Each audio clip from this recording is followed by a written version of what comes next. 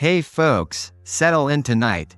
We're diving into something that sounds like fantasy, something that violates every assumption you've ever had about medieval life. We're talking money. Cold, hard, heavy coin. The kind that buys extra bread, better housing, maybe a second cow if you're really ambitious. And we're going to find it in places so unexpected, so bizarre, that if you tried explaining it to anyone living back then, they'd probably laugh you right out of the village square. You think you know medieval work? Farming dirt from sunrise until your back breaks.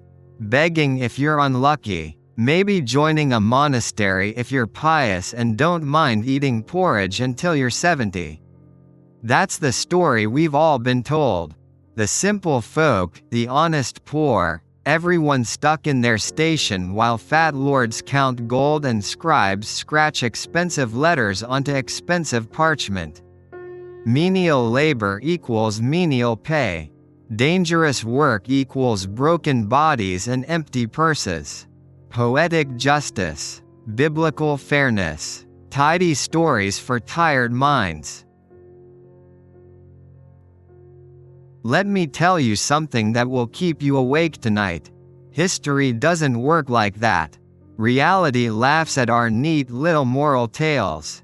Because scattered throughout the 14th and 15th centuries, in villages and towns across England, France, Germany, and beyond, there existed a strange collection of professions. Jobs that modern people would find disgusting, baffling, or utterly insane.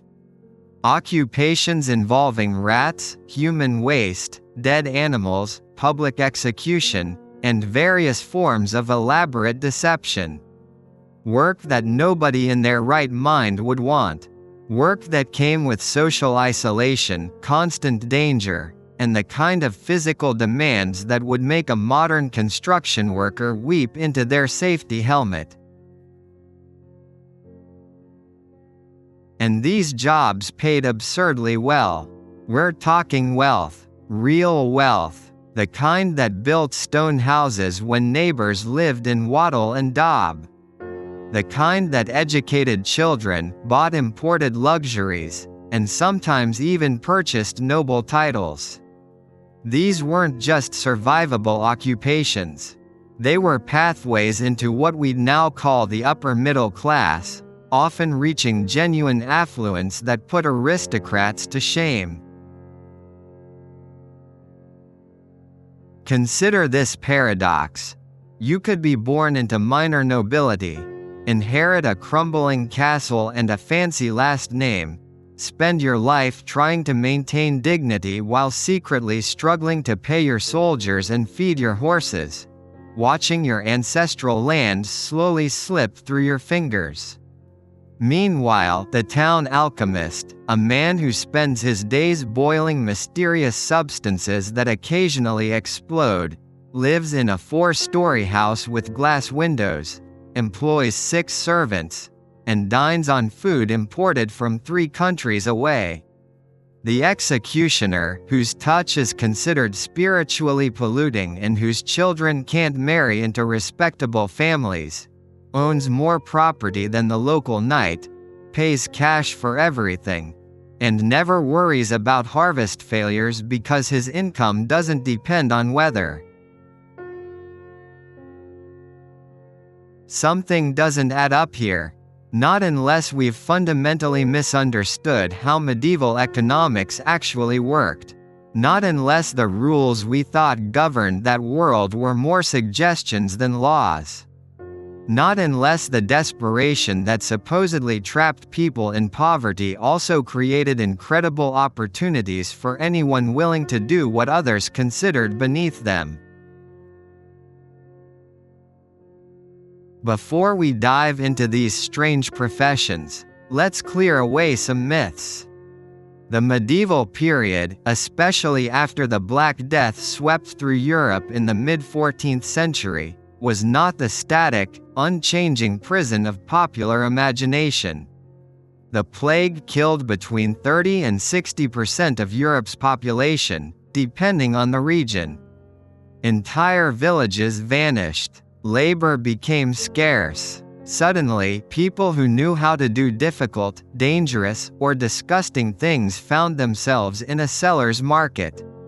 If you were one of 3 rat catchers in a city of 20,000 people during an outbreak, you could name your price.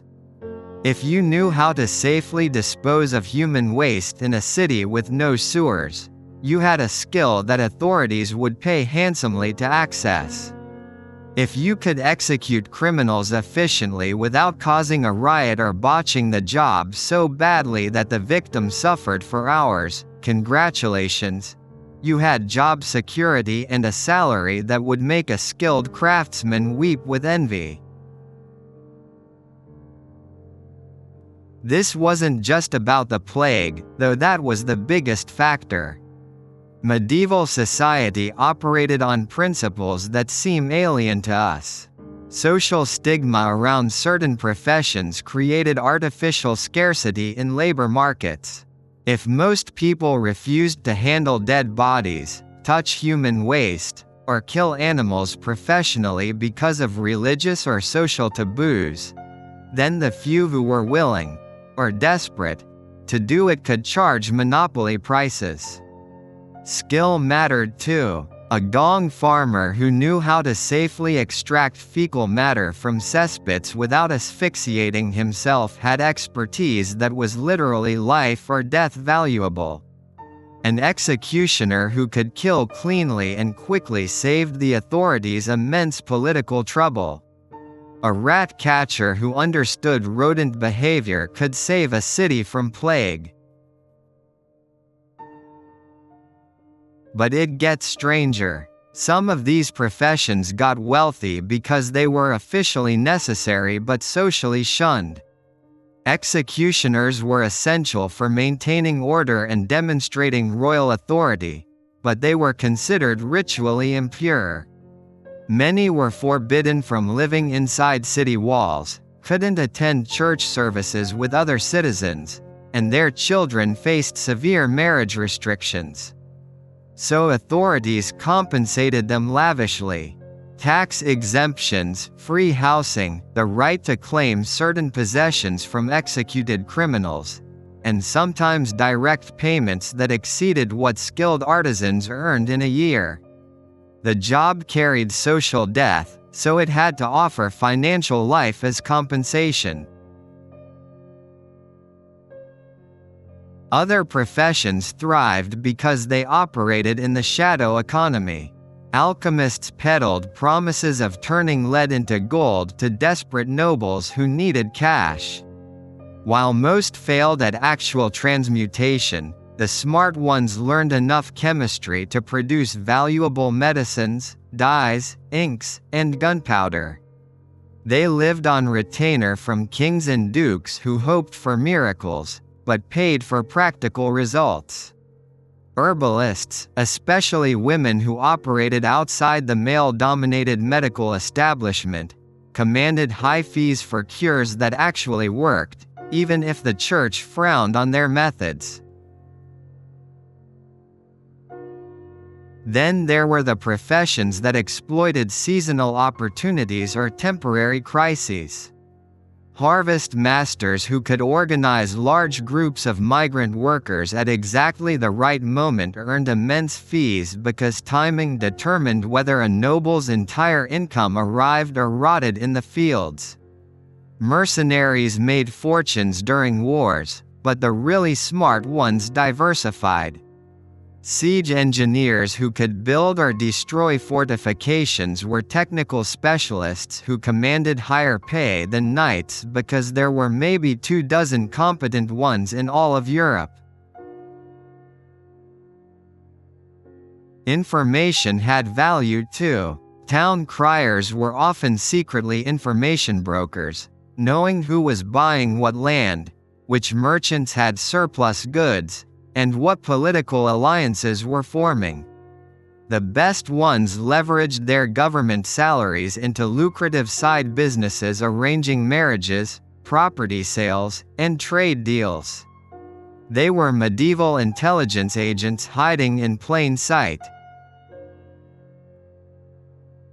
What makes all this particularly fascinating is that many of these professions required skills that aren't obvious.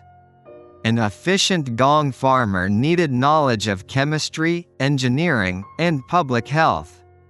Executioners had to be psychologists who could calm terrified prisoners, anatomists who understood how to kill cleanly, and showmen who could turn death into public spectacle without causing riots. Rat catchers were amateur epidemiologists who understood disease transmission decades before germ theory existed. The men and women doing these jobs weren't just laborers or weirdos. They were entrepreneurs operating in specialized niches. They were problem solvers addressing the most pressing issues of their time. They understood supply and demand, market manipulation, and value creation better than most of their contemporaries. They turned social prejudice into opportunity. They converted danger into cash. They transformed disgust into wealth. Tonight, we're going to explore 10 of these strange professions. We'll meet the gong farmer who turned human waste into gold, the executioner who lived better than the men he killed, the rat catcher who saved cities and retired wealthy, the alchemist who never found the philosopher's stone but discovered something better, a steady income, the mercenary who earned more looting than farming, the cat skinner who found profit in pets, the herbalist who out-earned physicians, the professional pilgrim who sold salvation, the troubadour who talked his way into castles, and the spice merchant who crossed continents for flavors that literally outweighed gold. We'll discover how desperation became opportunity, how stigma created wealth, and how the most reviled jobs often provided the most comfortable lives. We'll see that medieval society, far from being a simple hierarchy of lords and peasants, was a complex web of economic relationships where clever people could find their fortune in the most unlikely places.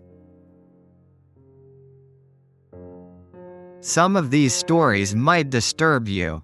Many will surprise you. All of them will make you reconsider what you thought you knew about poverty, work, and wealth in the age of castles and cathedrals.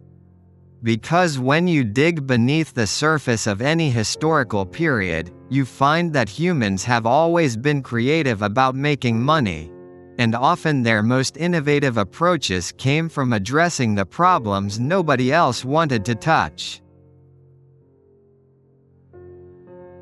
So dim your lights, get comfortable, and prepare to meet the medieval one-percenters you've never heard of. They're coming up right after this moment. To like the video, subscribe if you're enjoying the journey, and let me know in the comments what time it is where you are and where you're joining us from tonight. It's always fascinating to see the global audience that gathers for these deep dives into the forgotten corners of human experience. Now, into the darkness we go. Settle back in, everyone, because tonight we're going to meet people who made their fortunes in ways that would make your stomach turn and your palms sweat.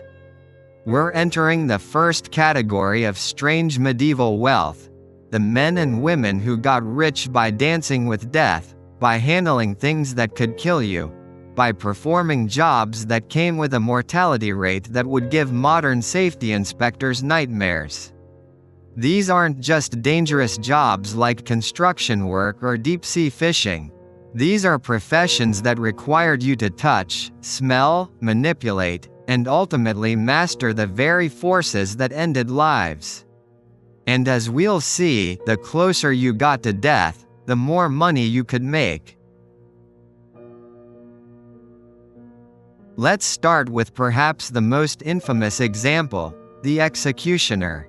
Now, when you picture an executioner, you probably imagine a hooded brute, some massive simpleton swinging an axe, a borderline criminal doing society's dirty work for scraps and leftover beer.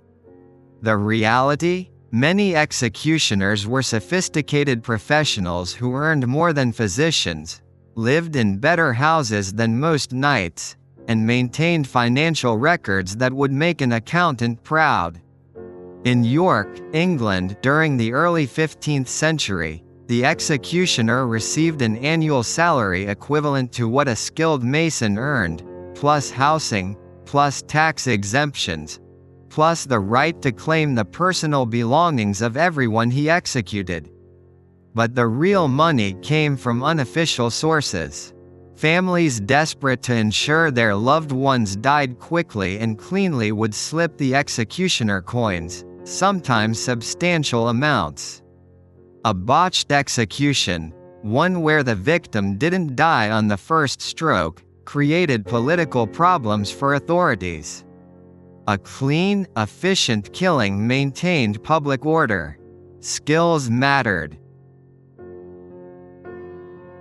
Consider the mechanics. Most executions were by hanging, which sounds simple until you realize that a rope that's too thick won't break the neck properly, leaving the victim to strangle for 20 minutes while the crowd grows restless and potentially violent. A rope that's too thin might decapitate the person, which was considered unseemly. A properly calibrated hanging required knowledge of physics, anatomy, and crowd psychology. Executioners who mastered this could essentially extort nervous families. Pay me extra, or your father suffers publicly. Pay me extra, or I use the dull axe that requires 3 strokes instead of 1. Pay me extra, and his death becomes dignified. But hanging wasn't the worst. Beheading with a sword required immense skill.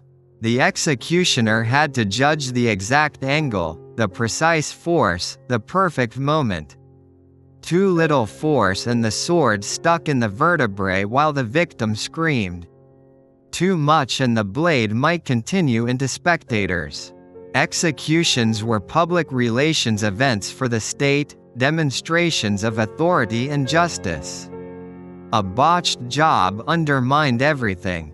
Executioners who consistently performed well could demand higher salaries, better housing, longer contracts. The executioner of Paris in the early 15th century was essentially a civil servant with benefits that included free housing in several properties, exemption from all taxes, and a cut of the proceeds from the bodies he handled. Some executioners diversified. They became unofficial medical experts because they handled more human bodies than most physicians ever saw. They knew anatomy from dissection, understood how diseases manifested, and possessed practical knowledge about treatments that more educated doctors lacked. They could moonlight as consultants for difficult medical cases. Others became corpse brokers, selling bodies to medical schools when authorities looked the other way. One German executioner in the late 14th century operated what amounted to a death services conglomerate: executions, body disposal, medical consultations, and even grave robbing when the pay was right. The money didn't stop with the execution. Executioners typically received the victim's clothes, any jewelry, sometimes even the rope used in hanging, which was considered lucky and could be sold in pieces. The body itself had value for medical schools, for public display as a warning, or for burial in unconsecrated ground if the family had money but not influence. An experienced executioner knew how to monetize every aspect of his work. The social isolation that came with the job actually increased earnings. Because they were considered ritually impure, many executioners lived outside city walls in substantial houses provided by authorities. They couldn't attend church services or participate in civic celebrations, so they had time to develop side businesses. They were forbidden from most social interactions, which meant they spent more time on their work and less on the elaborate social rituals that consumed noble schedules. The executioner of Nuremberg in Germany documented his income over several decades, and his records show he was wealthier than most city council members, despite being forbidden from marrying into respectable families. Now let's descend deeper into darkness. If executioners played with death from above, gong farmers swam in it from below. The name sounds almost whimsical until you learn what it means. Gong farmer translates roughly to sewer worker, but that doesn't capture the reality. These were the men who cleaned out cesspits, latrines, and primitive sewers in an era before flushing toilets, before proper sanitation, before anyone understood germ theory. Think about what that meant. You're lowering yourself into pits filled with months or years of accumulated human waste, using only buckets and ropes, working in darkness with only torches for light, breathing air so foul it could kill you if you didn't know what you were doing. The technical term for what killed most amateur cesspit cleaners was night soil asphyxia. Essentially, you suffocated when the concentrated methane and hydrogen sulfide gases displaced oxygen. Carbon dioxide could also accumulate in deadly concentrations. A gong farmer who survived years in the profession had learned to recognize dangerous conditions, to ventilate pits before entering, to work quickly but carefully. These weren't laborers. They were proto-industrial safety experts. And they charged accordingly. But here's where it gets fascinating economically. Human waste wasn't just waste in medieval society. It was fertilizer, a crucial agricultural resource. Towns and cities sat on literal mountains of valuable fertilizer. The gong farmer who held the contract for a particular district didn't just get paid for cleaning. He owned the waste he removed. He could sell it to farmers, creating a second income stream that often exceeded his official wages. In London, major gong farmers became wealthy enough to own multiple properties, to employ dozens of workers, and to essentially monopolize the waste disposal industry in their districts. The economics were brutally simple. A medieval city with 20,000 people generated roughly 60 tons of human waste annually, plus countless tons of animal waste, food scraps, and other organic material. This material, properly composted and distributed, could fertilize hundreds of acres of farmland, significantly increasing crop yields. During the 14th and 15th centuries, as population recovered from the Black Death and agricultural demand increased, the value of fertilizer soared. Gong farmers who controlled waste removal contracts in major cities found themselves sitting on something literally more valuable than gold, acre for acre. Government contracts helped. City authorities paid gong farmers to clean public latrines, maintain basic drainage, and prevent the kind of sanitation disasters that led to disease outbreaks. An outbreak of cholera or dysentery could depopulate a city in weeks. The gong farmer who prevented this was performing a service more valuable than most military campaigns. Smart city councils recognized this and paid handsomely. In Paris, Rome, and major German cities, the chief gong farmer typically earned more than master craftsmen, had guaranteed employment for life, and sometimes received tax exemptions similar to those granted to executioners. The work wasn't just physically demanding, it required what we'd now call regulatory capture.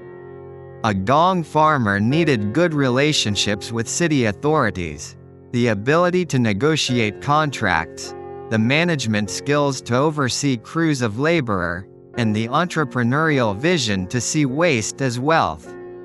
The most successful ones operated like modern utility companies, holding regional monopolies, controlling access to necessary services, and building political connections that protected their business interests.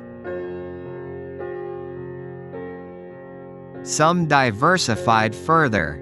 They branched into related industries. Leather tanning used similar chemicals and was similarly stigmatized, meaning competition was limited and profits high.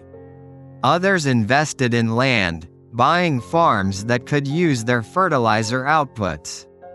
A few became what we'd now call venture capitalists, financing businesses that other people wouldn't touch because of social taboos. By operating outside conventional social networks, gong farmers often had access to business opportunities that respectable merchants avoided. But if gong farmers made money from what came out of people, others made money from what crawled on them. Rat catchers occupy a special place in the pantheon of strange medieval prosperity. During the Black Death years of the mid-14th century, a competent rat catcher could literally name his price.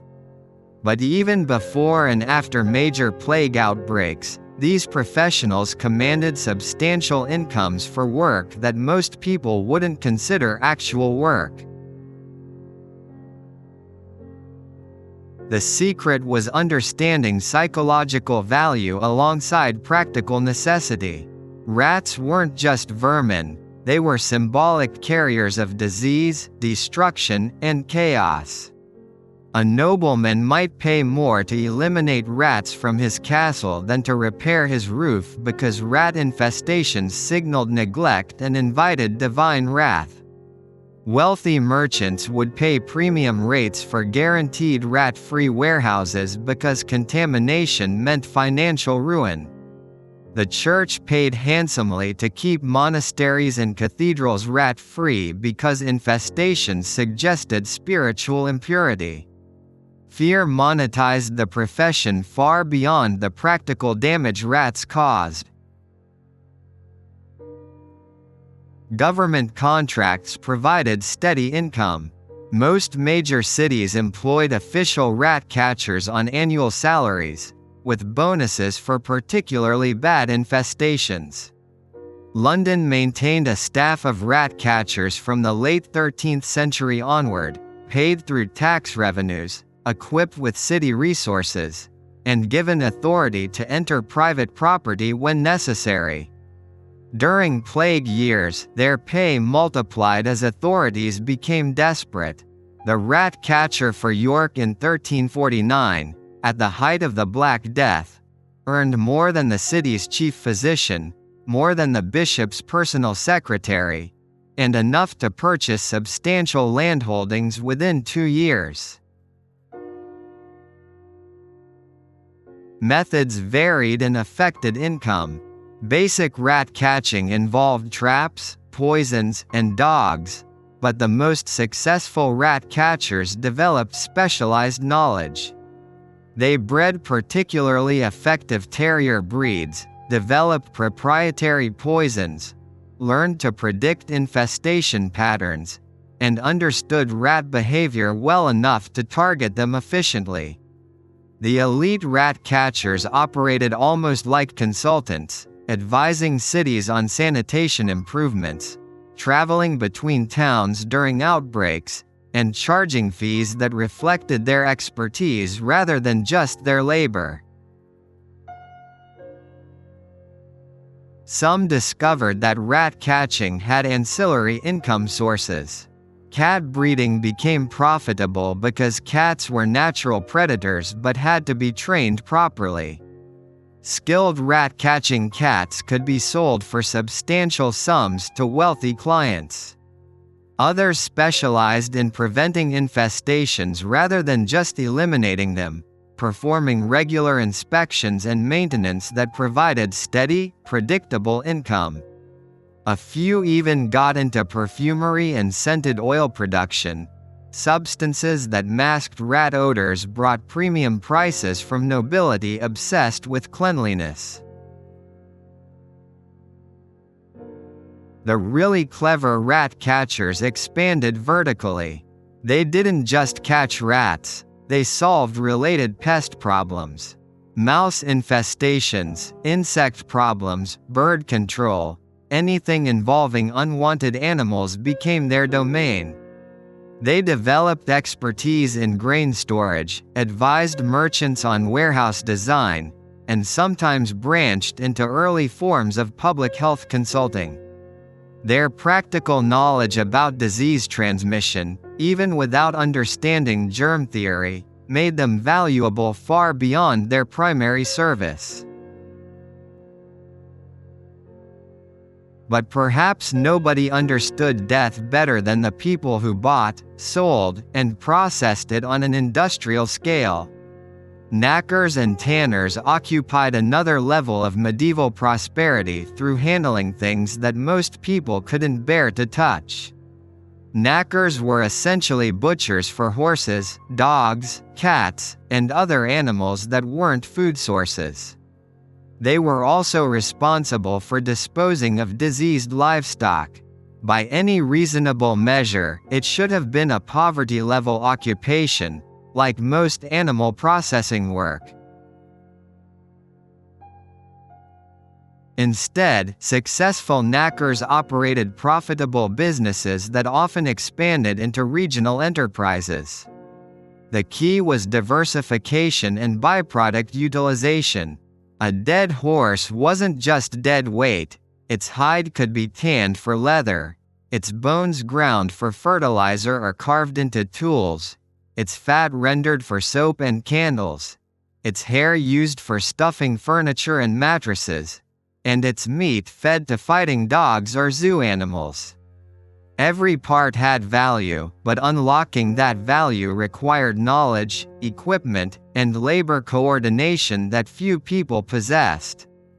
Even fewer were willing to work in a profession that left you permanently smelling of death. The stigma created opportunity. Because knackers lived in isolation, often in compounds outside town limits, like executioners and gong farmers, they could operate without constant public scrutiny. They could experiment with processing methods, develop specialized equipment, and establish informal slaughter networks without competition from more respectable butchers, who handled only food animals. A skilled knacker could establish what amounted to a death services company, handling everything from animal removal to processing to sales of finished products. The geography of medieval cities worked to their advantage. Most knackers operated near rivers for easy waste disposal and transportation access, giving them control over valuable waterfront property that nobody else wanted. Over decades, as cities expanded, these undesirable locations became prime real estate. Many knackers died wealthy not from their profession but from the appreciation of land they'd acquired cheaply because of their social marginalization. Tanning was even more profitable and similarly stigmatized. Leather was essential for medieval society. Shoes, clothing, armor, saddles, belts, bags, and hundreds of other necessities required leather.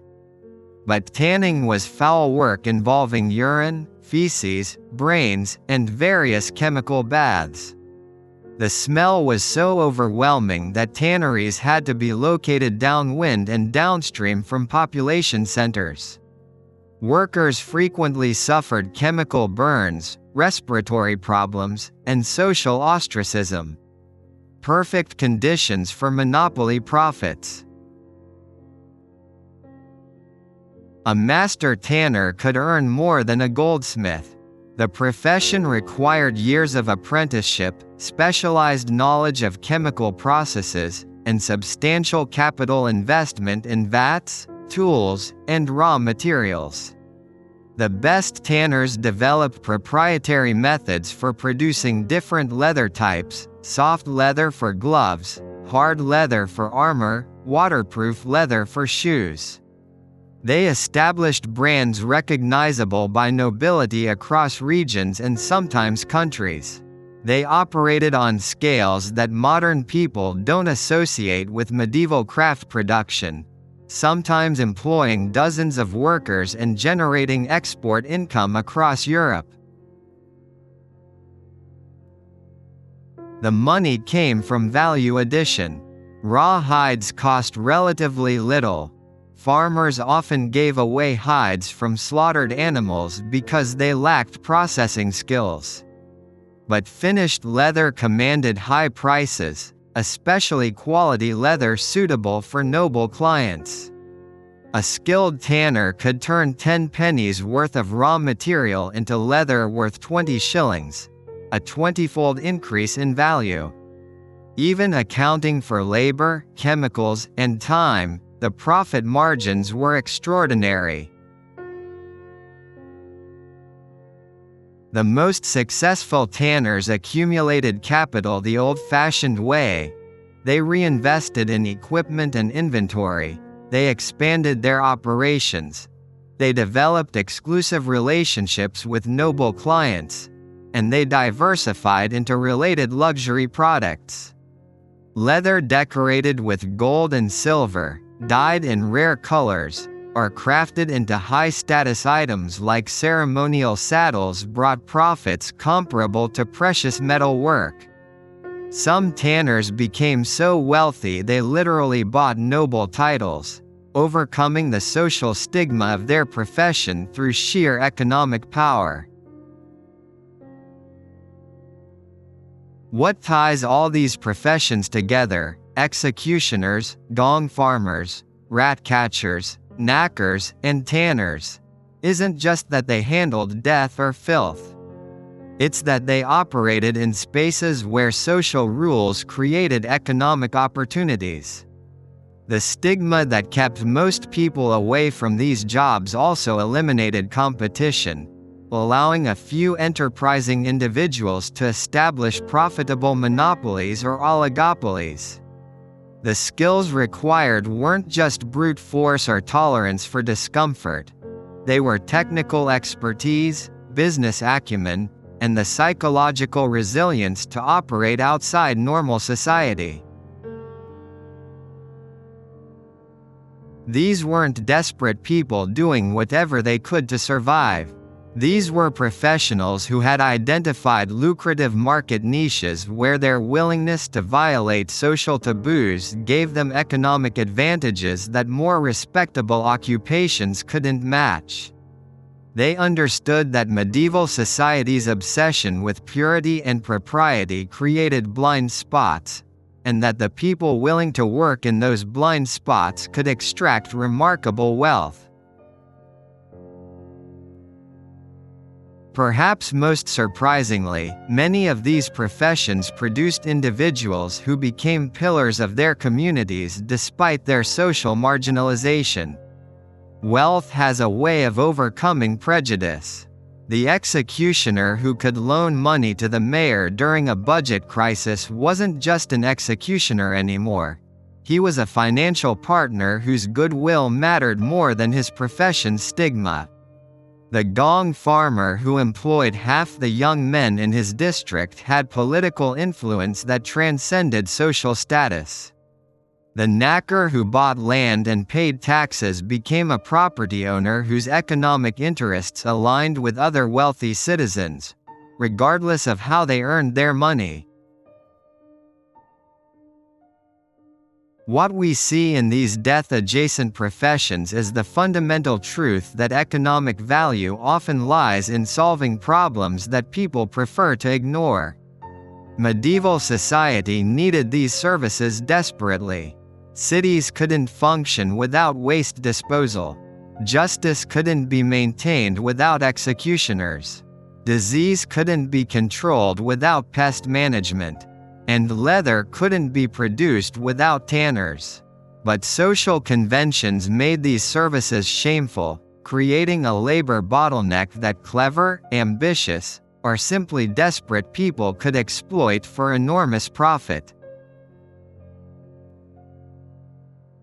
The men who did these jobs weren't just surviving. They were thriving, often on scales that exceeded what more respectable trades could provide. They were building fortunes from things that polite society wouldn't discuss, accumulating wealth from shadows that most people avoided, and establishing economic power through mastery of essential but stigmatized skills. They were living proof that in medieval society, sometimes the easiest path to prosperity lay through work that nobody else wanted to touch. But death and filth weren't the only paths to medieval wealth. You could make surprisingly good money doing things that were intellectually exotic, professionally dishonest, or artistically fraudulent.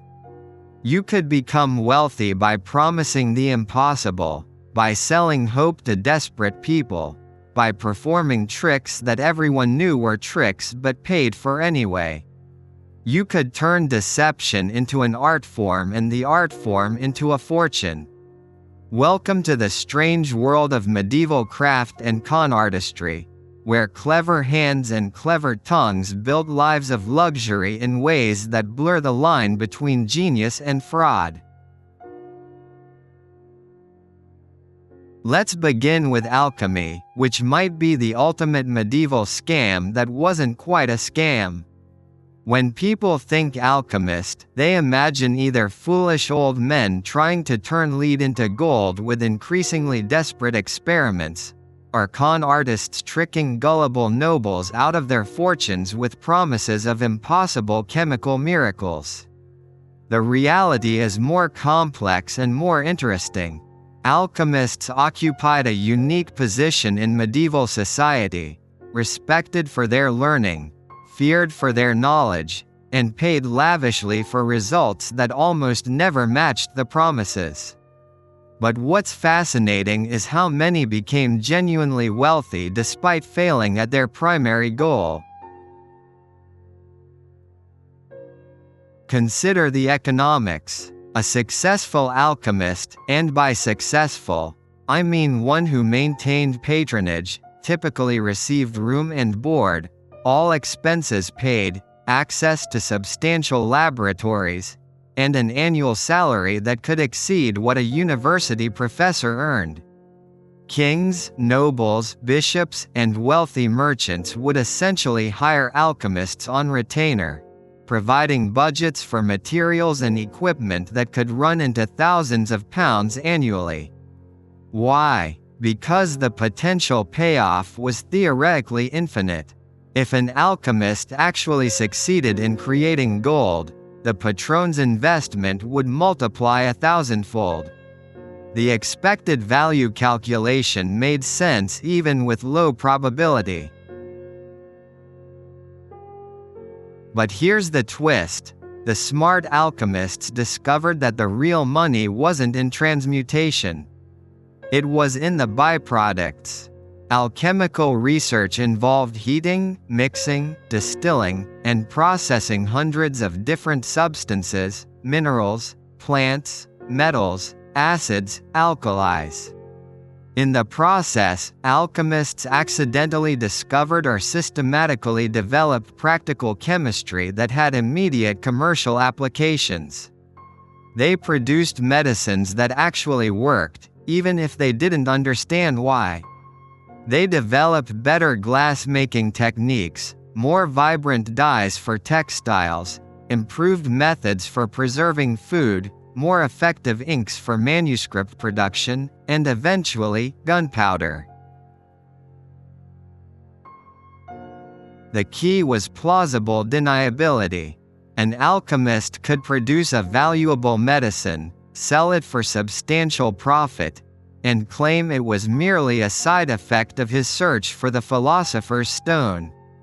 This protected him from accusations of being a mere merchant, which would have lowered his status. It also allowed him to claim any valuable discovery was an accidental byproduct rather than the main goal, preserving his reputation as someone pursuing higher knowledge rather than grubbing money. Alchemy was, in many ways, the perfect medieval business: low risk for the alchemist, potentially high reward for the patron, and always an escape hatch if things went wrong. Some alchemists became wealthy through what we now call consulting. They advised on mining operations, using their knowledge of minerals to identify potentially valuable ore deposits. They consulted on metallurgy, helping armorers and weaponsmiths develop better alloys. They provided chemical analysis for merchants dealing in imported substances, authenticating everything from drugs to pigments. They often served as early industrial spies, traveling between courts and workshops, gathering information about new technologies and techniques while ostensibly pursuing alchemical research. The really wealthy alchemists understood branding. They created elaborate personas, claimed ancient knowledge from Arabic or Persian sources, developed complex symbolic languages that made their work seem more profound than it was, and carefully cultivated reputations as mysterious figures who might, just might, be on the verge of revolutionary discoveries. They wrote books in deliberately obscure language, gave public demonstrations that hinted at greater powers without revealing methods, and established networks of correspondence across Europe. The most successful ones became celebrities, sought after by multiple patrons, able to command higher fees because of their reputations rather than their actual achievements. But let's descend from intellectual fraud to something more fundamental, more visceral, and more lucrative: gong farming, which we touched on earlier but deserves deeper examination for its sheer economic strangeness. Human waste collection shouldn't have been profitable, yet some gong farmers became surprisingly wealthy through a combination of government contracts, agricultural supply, real estate development, and diversification into related industries. The key was monopoly control over something literally nobody wanted. Consider the business model. A large medieval city, say York in the late 14th century with maybe 15,000 people, generated approximately 2,000 tons of human waste annually. This material, properly composted and transported, could fertilize roughly 500 acres of farmland, increasing yields by 20 to 40% depending on the soil quality. In an agricultural economy where food shortages were common and market prices fluctuated dramatically, controlling fertilizer access was like controlling a strategic resource. The mathematics get interesting when you calculate value. A typical medieval farmer might harvest 10 bushels of wheat per acre without fertilizer, 14 bushels with proper fertilization from human waste. Selling the waste from 15,000 people could fertilize 500 acres, increasing production by 2,000 bushels annually. Even at conservative medieval wheat prices, that's worth hundreds of pounds, substantial money when a skilled craftsman earned maybe £5 per year. The gong farmer either sold this waste directly to farmers or, more commonly, used it himself on land he acquired, creating an integrated agricultural business that captured profits at every stage. Government contracts were the foundation. Most cities paid gong farmers annual salaries to maintain sanitation, prevent disease outbreaks, and keep public areas clean. These weren't trivial sums. In London during plague years, the chief gong farmer reportedly earned £20 annually plus housing, making him better paid than most city officials. This steady income provided financial security while he built his waste processing business. Real estate was the hidden wealth builder. Gong farmers typically operated outside city walls in undesirable locations, perfect for waste processing but also well-positioned for future urban expansion. As cities grew, these previously worthless plots became valuable suburban property. There are documented cases of gong farmer families accumulating substantial landholdings over generations, eventually becoming major property owners when urban sprawl reached their compounds. The social isolation that seemed like punishment became an economic advantage. No zoning restrictions, no neighbors to complain about smells, and plenty of space for industrial-scale operations. The really sharp gong farmers diversified. They branched into leather tanning, since both industries used similar chemicals and were similarly stigmatized, meaning they faced minimal competition. They entered animal rendering, processing dead livestock into useful products. Some became early recyclers, collecting and processing everything from kitchen waste to manufacturing byproducts. A few even got into entertainment. Bear pits and dog-fighting arenas needed cleaning, paid well, and were similarly marginal enterprises that respectable businesses avoided. But perhaps nothing illustrates medieval economics strange better than cat skinning, which sounds like something from a horror story but was actually a legitimate, profitable profession. Before you condemn medieval people as monstrous cat haters, understand the context. Cats served multiple purposes, some practical, some decorative, some symbolic. Their skins had value for warmth, their fat for lighting and lubrication, and their presence for pest control. Cat skinners operated at the intersection of all these markets. The economics worked like this. A typical medieval household cat, properly skinned and tanned, could provide a pelt worth maybe 6 pence. Not much individually, but substantial when multiplied across hundreds of cats. Wealthy clients paid premium prices for particularly beautiful or rare cat furs. Black cats fetched higher prices because their pelts were considered lucky or exotic, while tabbies were valued for practical warmth. Enterprising cat skinners developed relationships with households, offering regular pest control services while discreetly acquiring cats that had outlived their usefulness. The real money came from specialization in volume. Cat skinners who could process hundreds or thousands of animals annually could achieve economies of scale. They developed expertise in preserving fur quality, in tanning techniques that kept pelts supple, in marketing that emphasized cat fur's unique qualities: lighter than rabbit, warmer than dog, cheaper than fox or marten.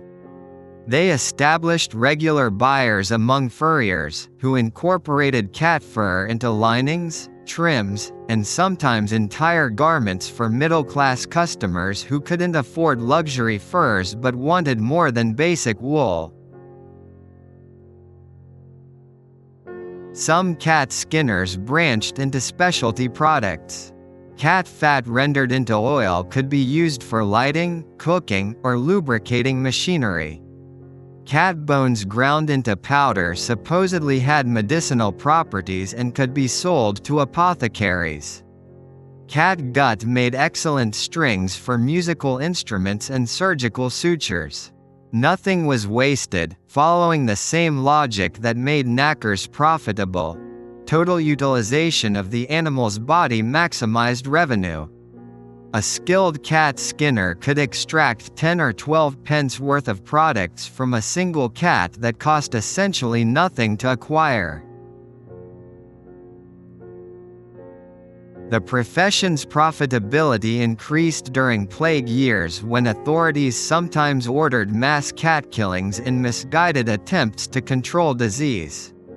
These organized killings provided cat skinners with massive volumes of raw material at no cost, creating windfall profits when demand for leather, fat, and other cat-derived products remained steady. It was grim business but highly profitable for those positioned to take advantage. If cat skinning sounds ethically questionable by modern standards, professional pilgrimage and indulgence selling was outright fraud, religious theater that generated remarkable wealth for those clever enough to exploit medieval piety. The concept was simple. Desperate people would pay substantial sums for spiritual benefits, especially assurances of salvation or reduced time in purgatory for themselves or deceased loved ones. The church officially sold indulgences, but the system was ripe for abuse and entrepreneurial exploitation. A professional pilgrim was essentially a spiritual proxy. Wealthy people who couldn't or wouldn't undertake dangerous pilgrimages to Jerusalem, Rome, or Santiago de Compostela would hire someone to make the journey for them, praying on their behalf at holy sites and accumulating spiritual credit that transferred to the payer. The business model was straightforward. The pilgrim charged for travel expenses, time, risk, and spiritual services rendered. Since a typical pilgrimage might take 2 years and involve substantial danger, fees could run into hundreds of pounds, more than most people earned in a decade. The really successful professional pilgrims developed sophisticated service packages. Basic service meant visiting specified holy sites and praying for the client. Premium service included bringing back authenticated relics, obtaining signed certificates from church officials, and sometimes performing prescribed penances on the client's behalf. VIP service involved establishing ongoing spiritual relationships, making annual pilgrimages, and maintaining correspondence that provided the client with detailed accounts of spiritual benefits being earned. Some professional pilgrims essentially became early travel agents, organizing groups of paying clients, negotiating with ships and inns, arranging guides and protection, and taking commissions at every step. Others specialized in relic procurement, locating, authenticating, and transporting holy objects back to wealthy patrons. The relic market was incredibly lucrative. A genuine piece of the true cross or a vial of saint's blood could command prices comparable to precious jewels, and even questionable relics found eager buyers among pious nobility. Indulgence selling took the concept further. While the church officially controlled indulgences, the system was decentralized enough that entrepreneurial priests and monks could essentially freelance, selling spiritual benefits that may or may not have been authorized. Some particularly bold operators forged papal documents, created fake relics, and established elaborate schemes that generated enormous profits. One documented case from Germany involved a priest who earned the equivalent of hundreds of thousands of dollars in modern money by selling indulgences throughout several provinces, using forged documents and elaborate staging that convinced even skeptical church officials. The most sophisticated operators worked both sides of the religious market. They sold spiritual benefits to the living while providing funeral and memorial services to the dead, creating integrated spiritual service companies that captured customers throughout their lives and beyond. They developed reputations for reliability. A professional pilgrim who consistently returned from dangerous journeys with authenticated relics could charge premium rates, while an indulgence seller who provided detailed documentation and official seals could maintain his business even when others were exposed as frauds. What made these spiritual scams so profitable was the psychological manipulation involved. Religious fear was genuine and widespread in medieval society. People truly believed that unpaid spiritual debts would result in thousands of years in purgatory, that deceased loved ones were suffering until their sins were expunged, and that their own salvation depended on accumulating sufficient spiritual merit. This created an inelastic demand curve. People would pay essentially anything they could afford for spiritual security, making them extremely profitable customers. Finally, let's consider a profession that combined artistry, performance, and genuine skill: the troubadours and minstrels who literally talked and sang their way into prosperity. Modern people often romanticize medieval performers as wandering poets living hand to mouth, traveling from town to town with just their instruments and wit. The reality is that successful troubadours were highly paid professionals who commanded fees comparable to modern celebrities, lived in luxury, and accumulated substantial wealth through a combination of talent, networking, and business savvy. A top troubadour could earn a yearly salary of £50 to £100 from a single noble patron. This during a period when a skilled craftsman earned maybe £5 annually and a knight might struggle to maintain his estate on £20. Noble courts competed for the best performers, offering not just money but housing, food, clothing, equipment, and often gifts of jewelry, land, or precious objects. The troubadour who could entertain a court, compose poetry praising his patron, provide musical accompaniment for events, and maintain a reputation for witty conversation and good company had job security for life. The performance itself was only part of the income. Successful troubadours developed multiple revenue streams. They taught music and poetry to noble children, earning fees for lessons. They composed songs for special occasions, weddings, coronations, military victories, receiving payment for each commission. They participated in tournaments and festivals, winning prizes and building reputations that attracted better patronage. They sometimes served as informal diplomats, carrying messages between courts, arranging marriages, and negotiating alliances while ostensibly traveling for artistic purposes. Some troubadours essentially became brand names. Their reputations preceded them to new courts, allowing them to command higher fees and better treatment.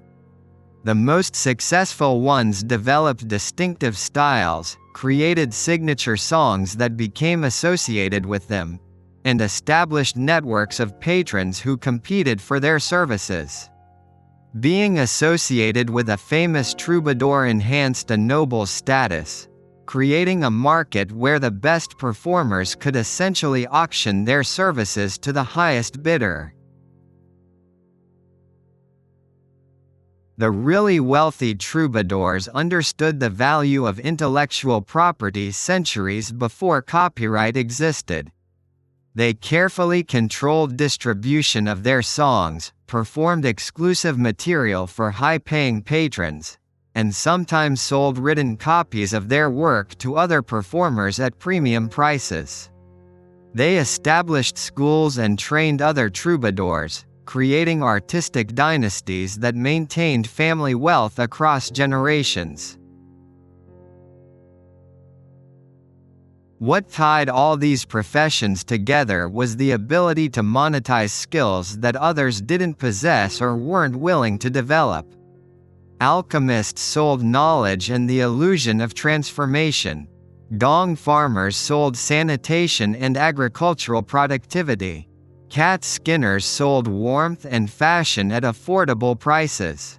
Professional pilgrims sold spiritual security and proxy devotion.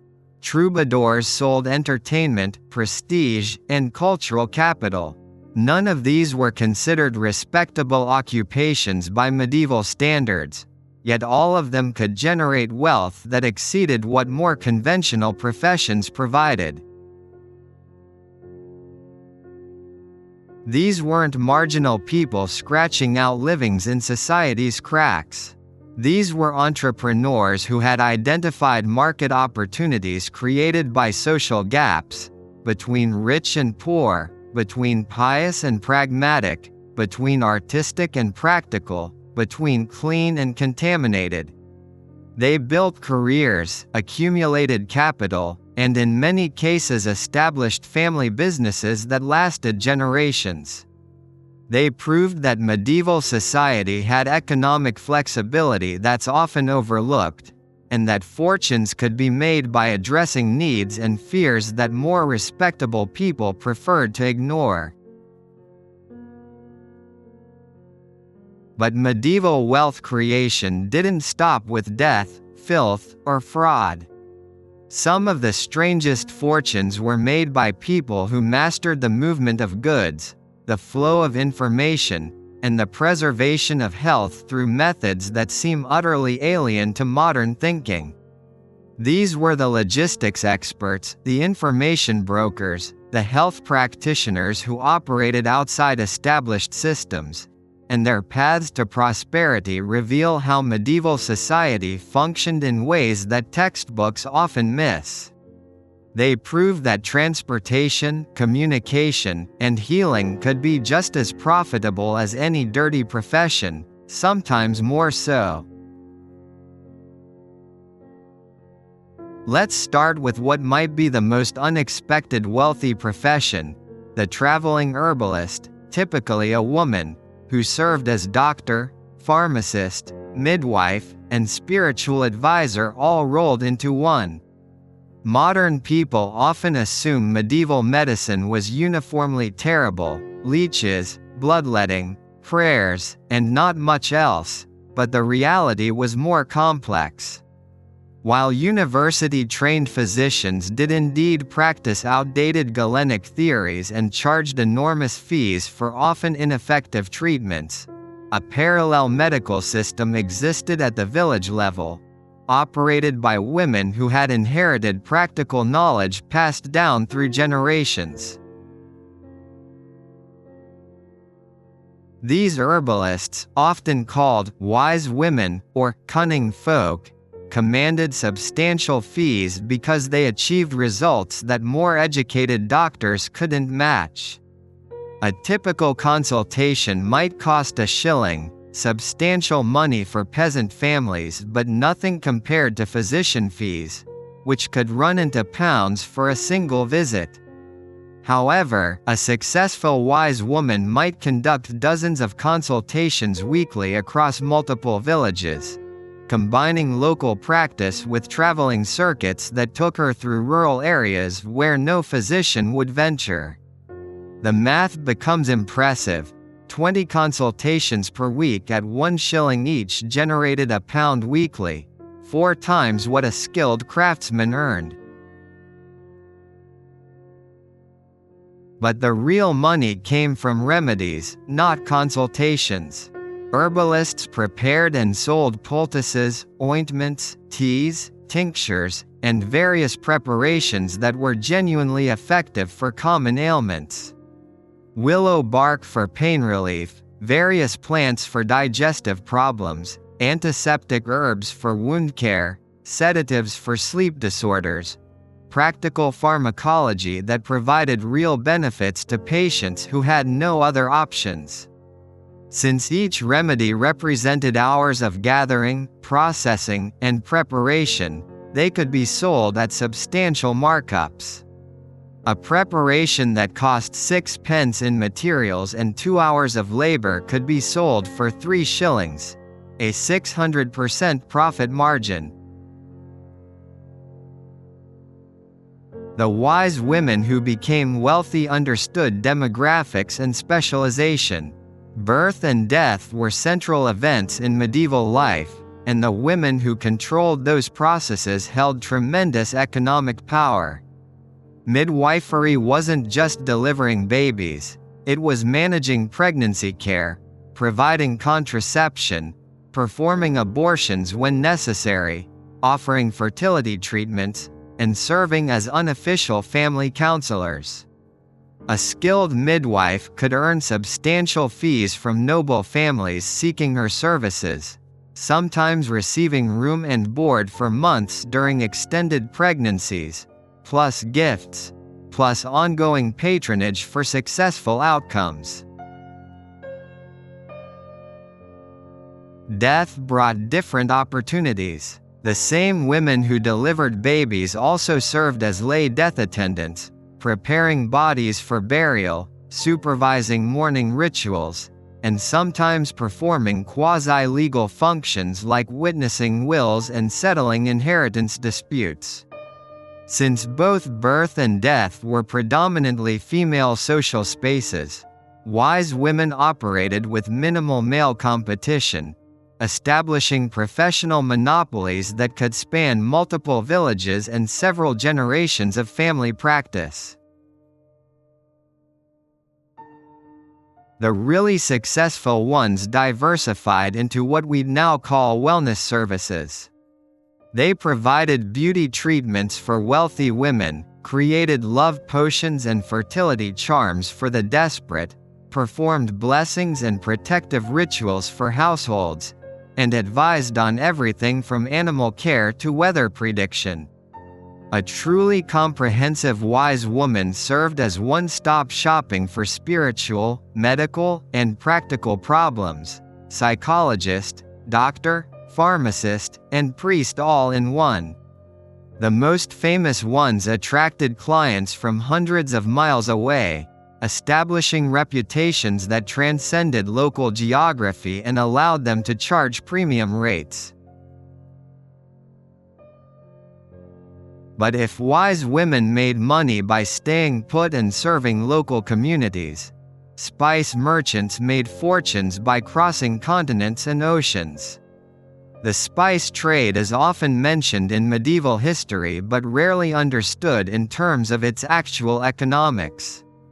Spices weren't just luxury flavorings, they were essential preservation agents, medicines, status symbols, and investment vehicles worth literally their weight in gold. A single pound of nutmeg could sell for 7 fat oxen. A small bag of black pepper could purchase a suburban house. A chest of cloves represented wealth equivalent to modern millions. The mathematics were brutal but profitable. Spices traveled thousands of miles from Indonesia, India, and the Middle East through dozens of intermediaries before reaching European markets. Each step multiplied the price. What cost 1 ducat in India might cost 50 in Venice, 200 in Paris, and 300 in London. Anyone who controlled any portion of this chain could become wealthy. but the most dramatic profits went to merchants who could bypass traditional routes or sources. Consider the risks. A typical spice merchant might invest his entire fortune, thousands of pounds, in a single ship voyage to Alexandria or Constantinople, buying spices that would take months to arrive if the ship survived storms, pirates, wars, and accidents. If the ship returned safely, the profit might be 300%. But one shipwreck meant bankruptcy, which is why successful spice merchants operated multiple vessels, diversified across different routes, and insured cargoes through complicated early insurance systems. The really wealthy spice merchants didn't just trade, they established control points. They built relationships with suppliers in source countries, secured exclusive contracts with growers, established warehouses in key ports, and developed distribution networks across Europe. Some became so powerful they could manipulate prices by hoarding spices during shortage years or flooding markets during oversupply, effectively cornering markets on specific spices for months or years at a time. Diversification was crucial. Smart spice merchants also traded in related luxury goods, silks, jewels, drugs, dyes, glassware, perfumes, exotic woods, and other Eastern products that commanded similar markups. A single successful voyage could finance a merchant's entire lifestyle for years, which is why spice merchants could afford to build palatial homes, buy noble titles, marry into aristocratic families, and establish themselves as major political and economic powers. But controlling physical goods was only half the economic story. Information had value too, sometimes more than spices or herbs, and nobody understood this better than town criers, who operated as government officials, real estate agents, information brokers, and intelligence gatherers all at once. Modern people picture town criers as simple announcers shouting news at street corners. But successful criers were sophisticated operators who leveraged their official positions into substantial wealth. The foundation was the government salary. Most towns paid their criers annual wages that placed them comfortably in the middle class, enough for secure housing, adequate food, and modest savings. But salary was just the starting point. Criers had official authority to enter private property, to demand audiences with town officials, and to access information that ordinary citizens couldn't obtain. They knew which merchants were importing what goods, which landowners were selling properties, which families were arranging marriages, which traders had access to credit, all valuable intelligence for someone positioned to use it. The best criers operated unofficial brokerage services. They arranged property sales, taking commissions from both buyers and sellers. They facilitated business partnerships, introduced potential investors to merchants seeking capital, mediated disputes between guilds, and served as informal employment agencies connecting workers with employers. Since they moved freely across social boundaries, they could identify opportunities that others missed and profit from matchmaking that brought people together for mutual benefit. Some criers essentially became early venture capitalists. They identified promising businesses, connected them with funding sources, took equity positions or profit-sharing arrangements, and used their inside information to make investment decisions that generated substantial returns. A crier who knew that a particular merchant had secured an exclusive contract to supply the army could invest early and profit enormously when the contract became public knowledge. Another who learned that certain property was about to be rezoned for commercial use could purchase it cheaply and resell at huge profits. The most successful criers diversified across multiple business lines while maintaining their official positions, which provided credibility and access. They operated inns and taverns that served as information clearinghouses. They invested in merchant ventures, taking silent partnership positions that provided passive income. They loaned money at interest, using their knowledge of borrowers' circumstances to minimize risk. Some essentially became one-man financial service companies, providing everything from banking to insurance to investment advice, all built on the foundation of their access to information. If town criers made money by circulating information, wine and beer merchants made fortunes by controlling another kind of flow, the movement of alcoholic beverages that were central to medieval life. Modern people often don't realize how important alcohol was in medieval society. Water was often unsafe to drink, milk spoiled quickly, and alternatives were limited. Beer and wine weren't luxuries, they were necessities, consumed daily by everyone from peasants to kings. The merchants who controlled the production, importation, and distribution of these beverages held enormous economic power.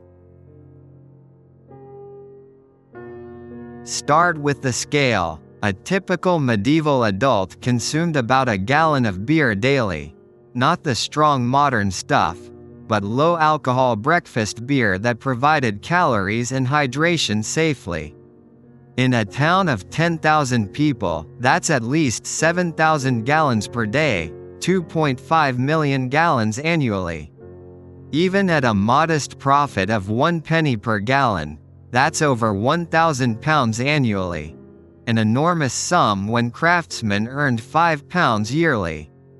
Wine was even more profitable, with wholesale prices that could reach several shillings per gallon and far higher retail markups.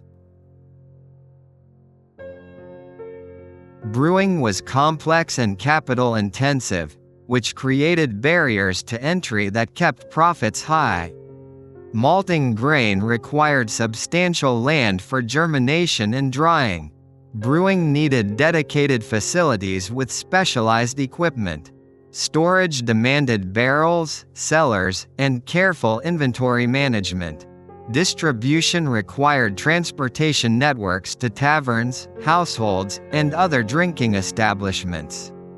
Successful brewers needed technical knowledge, business acumen, and substantial upfront investment.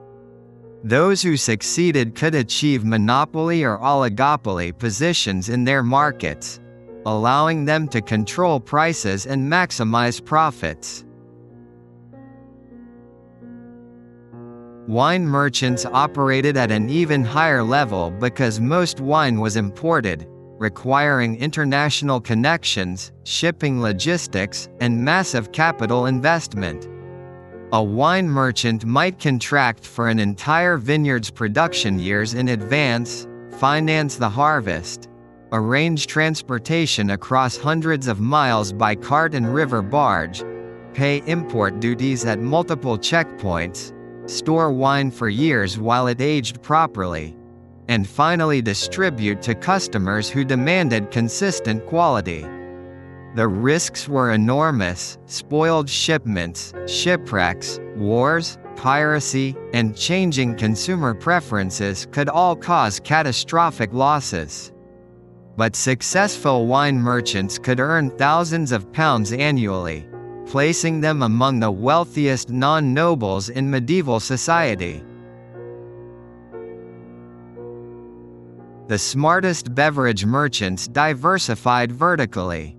They controlled production facilities, transportation networks, retail outlets, and sometimes even grain production for beer or vineyard ownership for wine. Some became tavern operators, capturing profits at every stage from raw materials to final consumption. Others expanded into related products, vinegar, distilled spirits, medicinal wines, and various food products that complemented their main businesses. The most successful ones established regional monopolies through political connections, guild privileges, and strategic acquisitions that eliminated competition. Finally, let's examine armed escorts and professional guards, who made excellent money by selling safety in an inherently unsafe world.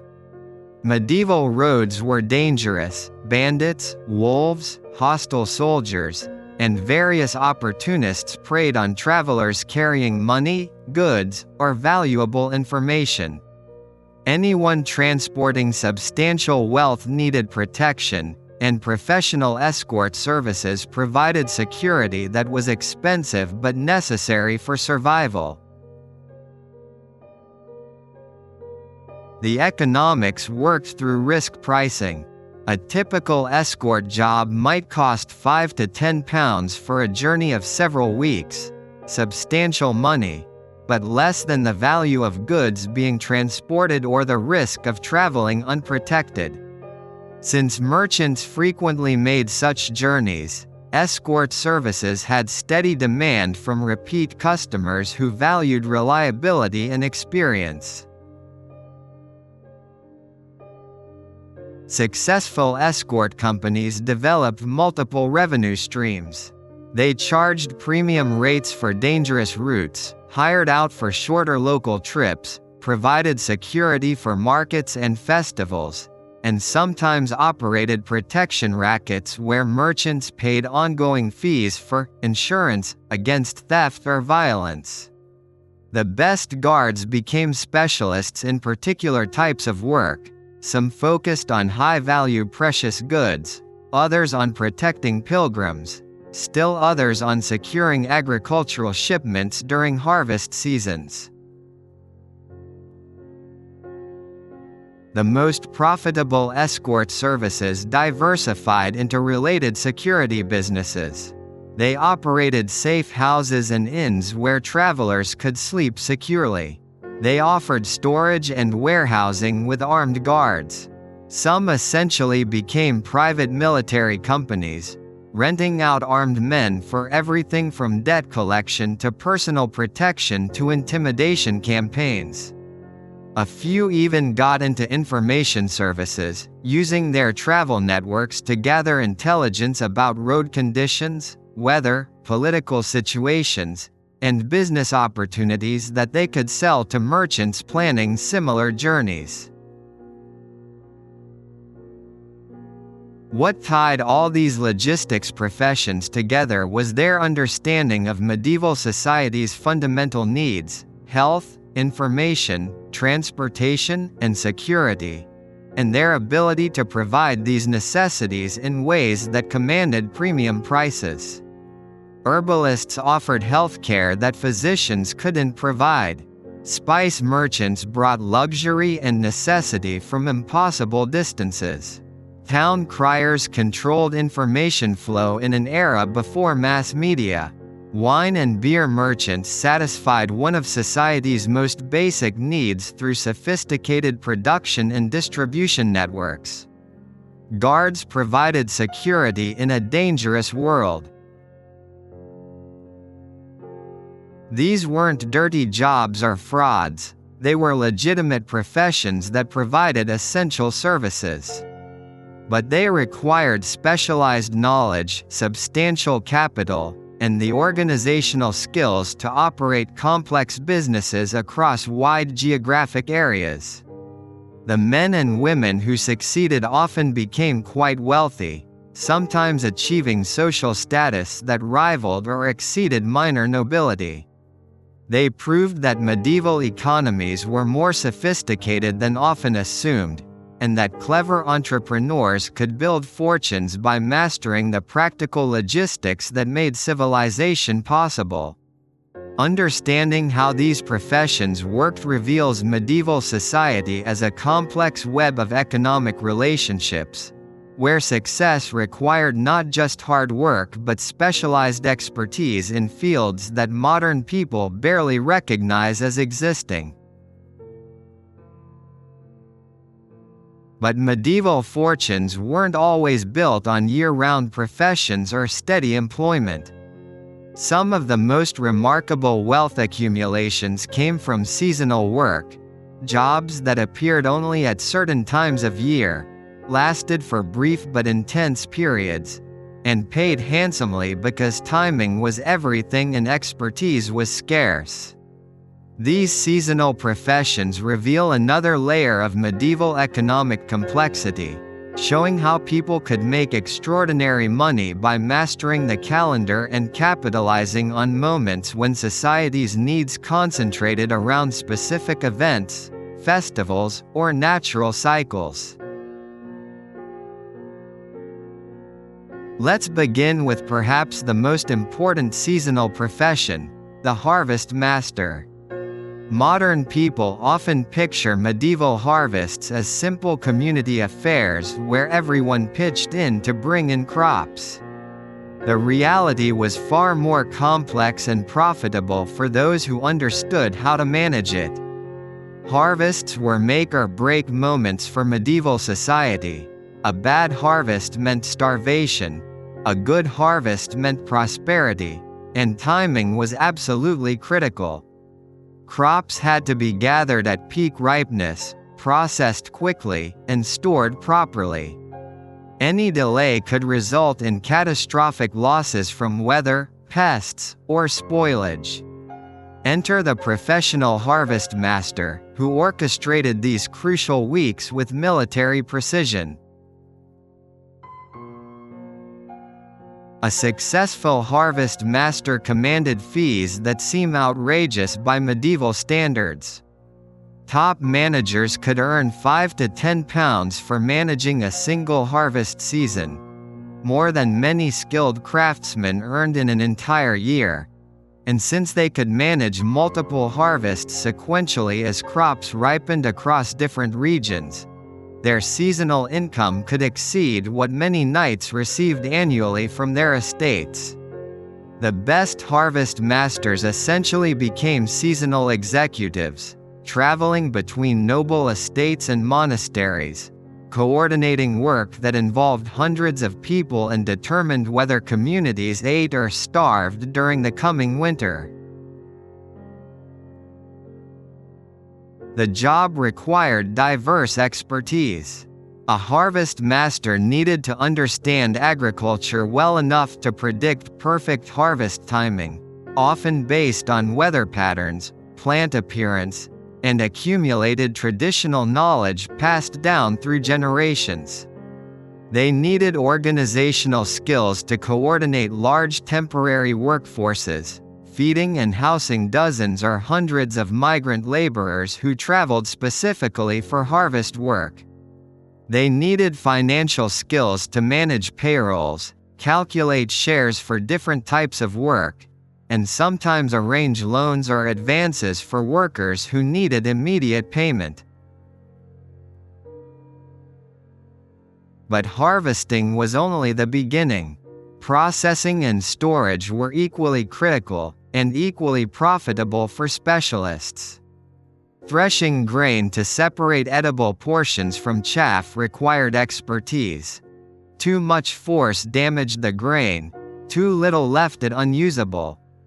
Proper storage involved knowledge of moisture levels, pest control, and ventilation that could mean the difference between grain lasting all winter or rotting away by Christmas.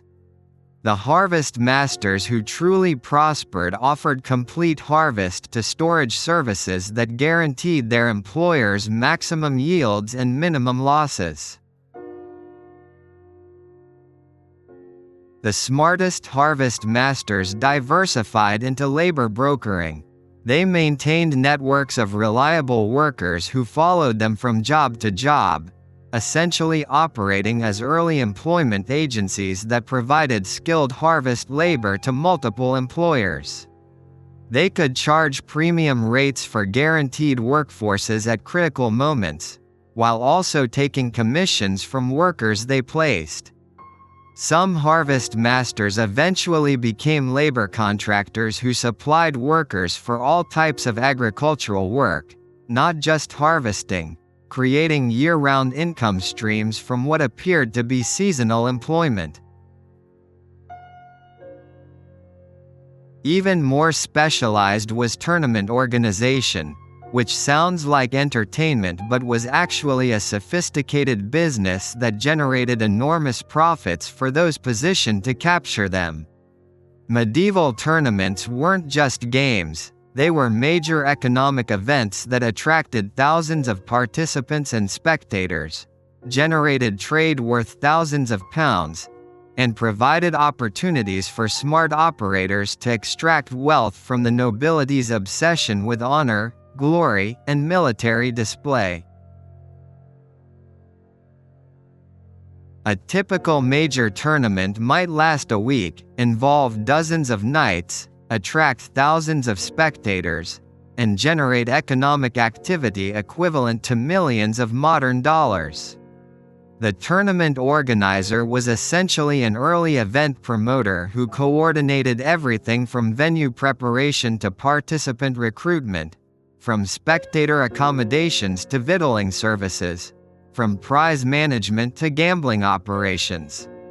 Successful organizers could earn hundreds of pounds from a single event, sometimes exceeding what they could make from years of more conventional work. The revenue sources were diverse and creative. Organizers charged entry fees to participants, sold spectator tickets or seating arrangements, collected percentages from food and drink vendors, managed betting on tournament outcomes, and often received generous donations from nobles who wanted to associate their names with impressive events. Since tournaments showcased knightly honor and military prowess, wealthy participants would pay substantial sums to ensure everything proceeded with appropriate dignity and splendor. The most profitable tournaments included ancillary activities that multiplied revenue opportunities. Merchants paid fees for exclusive vendor rights. Artisans competed for contracts to build temporary seating, construct viewing platforms, and create elaborate decorations. Entertainers, musicians, jugglers, acrobats, and animal trainers paid percentages of their earnings in exchange for guaranteed access to captive audiences. Food suppliers, wine merchants, and accommodation providers all contributed to organizers' revenue streams through various fees, commissions, and profit-sharing arrangements. Smart tournament organizers essentially created medieval entertainment franchises. They developed reputations for running successful events, attracted repeat business from nobility seeking prestige, and sometimes expanded into multiple tournaments annually, creating business empires built on medieval sports entertainment. Some became so successful they essentially cornered tournament organization in entire regions, establishing monopolies that allowed them to dictate terms to even high-ranking nobles who needed their expertise. But tournaments were expensive and infrequent. Much more regular was the festival economy, particularly around carnival workers and games operators who made surprisingly good money providing entertainment at the numerous festivals, markets, and seasonal celebrations that occurred throughout medieval Europe. Modern people often picture medieval fairs as simple gatherings, but they were actually sophisticated commercial operations where experienced carnival workers could accumulate substantial wealth through games of chance, skill demonstrations, and various entertainments. A skilled games operator, someone who ran gambling games, skill challenges, or physical competitions, could earn the equivalent of several pounds per day during festival seasons, more than most workers earned in weeks or months of steady employment. Since major festivals might last several days and occur multiple times annually in different locations, experienced carnival workers could essentially make year-round careers from what appeared to be occasional work. The mathematics were compelling. A simple game like ring toss or dice might involve bets of a few pence per play, but with dozens of plays hourly across multiple games running simultaneously, daily revenues could reach several pounds. Skillful operators who understood probability, psychology, and crowd management could maximize earnings while maintaining the appearance of fair play that kept customers coming back. Some games were outright scams dressed up as skill challenges, but many involved genuine tests of ability that attracted serious competitors willing to bet substantial sums. Successful carnival workers diversified across entertainment categories. Bear baiting and cockfighting provided blood sports that attracted spectators willing to pay admission fees and betting premiums. Fortune-telling and astrology appealed to medieval fascination with divination and the occult. Acrobatics, juggling, and animal acts provided family entertainment that crossed class boundaries. Food and drink sales offered steady revenue streams with high profit margins. The smartest operators essentially created traveling entertainment packages that could be deployed at multiple festivals, maximizing revenue while minimizing development costs. Some carnival workers evolved into early entertainment entrepreneurs, operating traveling companies that included multiple performers, games, and concessions. These companies could contract for entire festival engagements, receiving guaranteed payments plus percentages of various revenue streams. The most successful ones established regional circuits, moving between regular festivals in predictable patterns that allowed them to develop customer bases and maximize income through repeat business. But festivals required decorations and atmosphere, which created opportunities for another strange seasonal profession, holiday decorator. Modern people assume medieval festivals were simple affairs, but major religious holidays, royal celebrations, and civic festivals involved elaborate decorating that required specialized skills and could be highly profitable for those who possessed them. Wealthy nobles, ambitious merchants, and status-conscious guilds would pay substantial sums to create impressive displays that demonstrated their piety, prosperity, or political influence.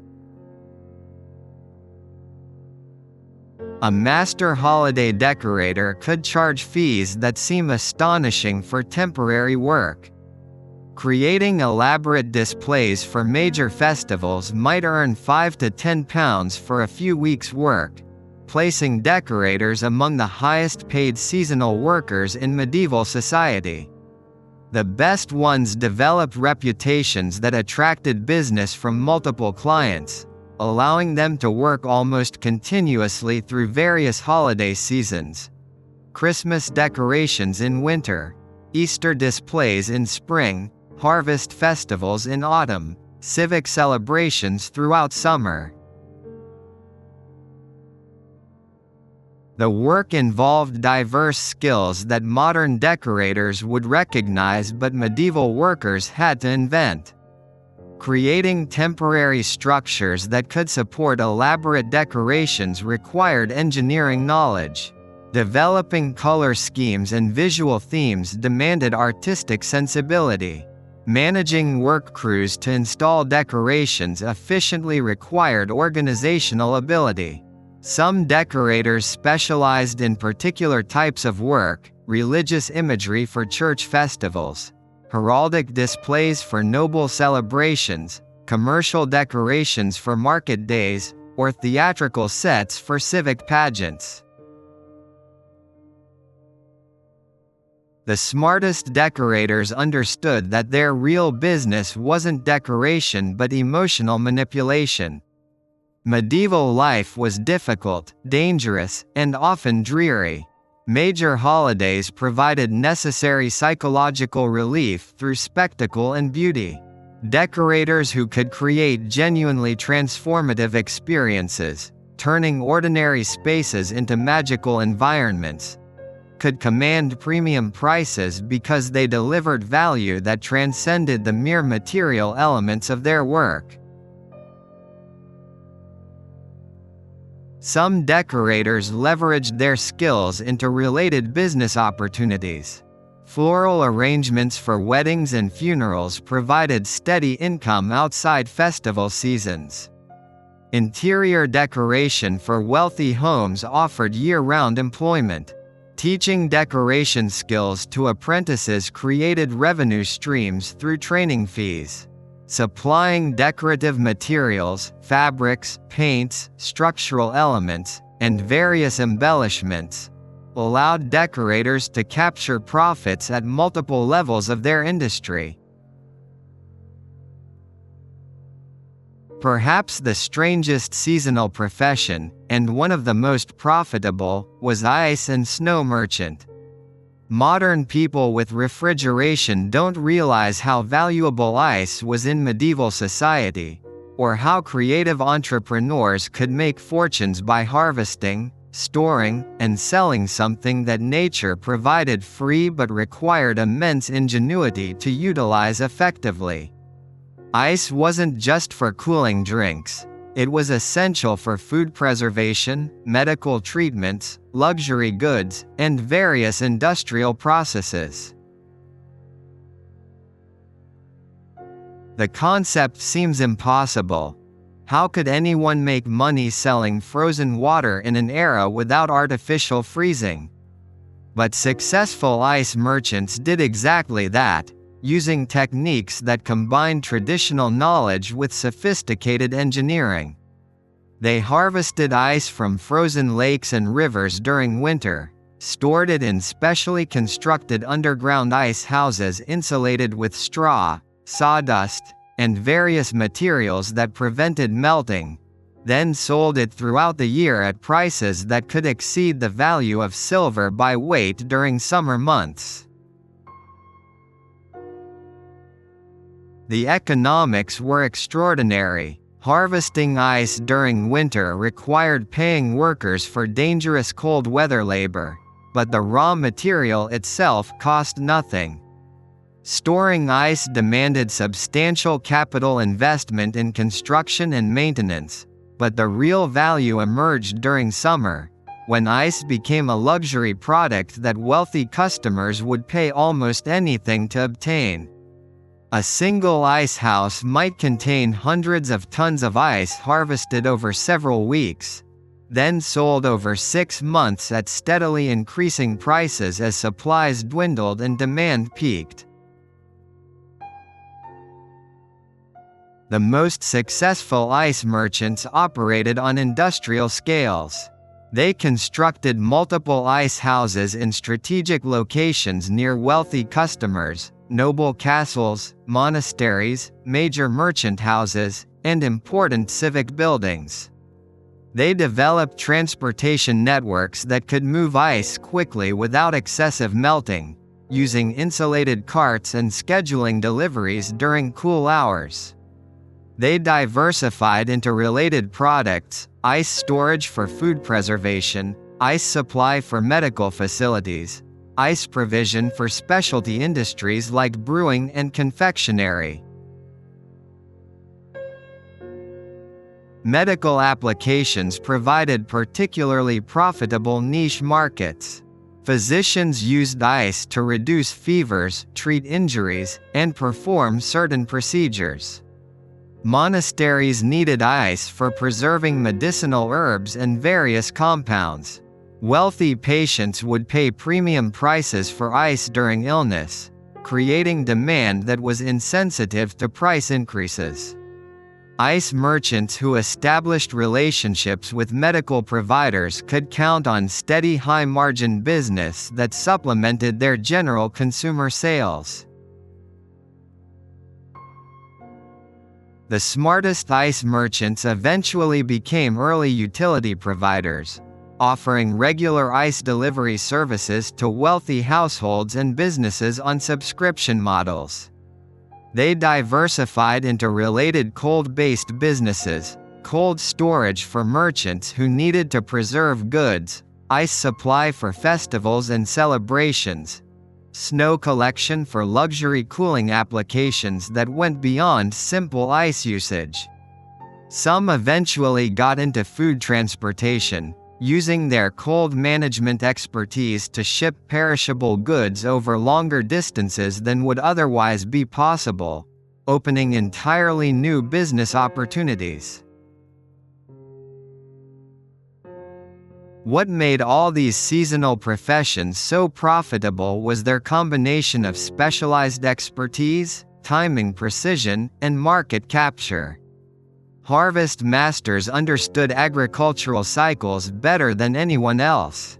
Tournament organizers knew how to monetize medieval militarism and honor culture. Carnival workers mastered entertainment economics and crowd psychology. Holiday decorators created experiences that justified premium pricing through emotional impact. Ice merchants turned a free natural resource into year-round profit through storage and logistics. These weren't desperate people doing whatever work they could find during lean seasons. They were specialists who had identified profitable niches created by seasonal demand patterns, and who had developed expertise that allowed them to command premium compensation during critical periods.